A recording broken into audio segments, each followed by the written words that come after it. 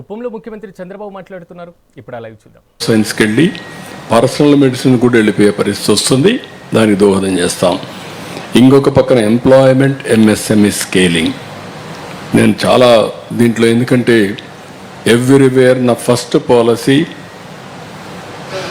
Zero poverty, P4 ద్వారా ఆర్థిక అసమానత తగ్గించడం.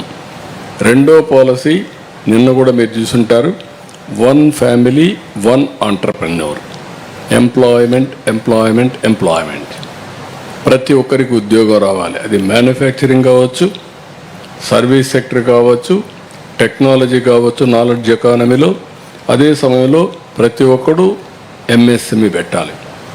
ఎంఎస్ఎంఈ అనేది ప్రతి ఒక్క ఫ్యామిలీలో ఉంటే it will help reducing inequalities.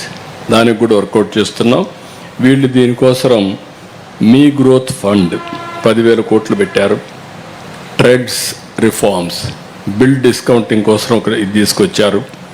Corporate మిత్రాన్ని ఒకటి పెట్టి ఎట్లా వీళ్ళు హ్యాండ్ హోల్డింగ్ చేయాలో దానికి దోహదం చేశారు. ఇంకొక పక్కన 75% ఎంఎస్ఎంఈలకి క్రెడిట్ గ్యారంటీ ఇచ్చారు. మనం గవర్నమెంట్ ఆఫ్ ఆంధ్రప్రదేశ్ ఒక 20% ఇచ్చాం. అంటే దగ్గర దగ్గర 95% క్రెడిట్ గ్యారంటీ స్కీమ్ ఇచ్చాం. అంటే ఎవరైనా ఒక ఎంఎస్ఎంఈ పెట్టుకుంటే బ్యాంకర్ డబ్బులు ఇస్తే almost all risk is neutral, only 5% కూడా లేదు. దానికి కూడా దోహదం చేశాం. ఇలాంటి ప్రోగ్రామ్స్ అనేది చేసి ముందుకు పోతున్నాం. కాబట్టి ఒక మాటలో చెప్పాలంటే ఇది ఫ్యూచరిస్టిక్.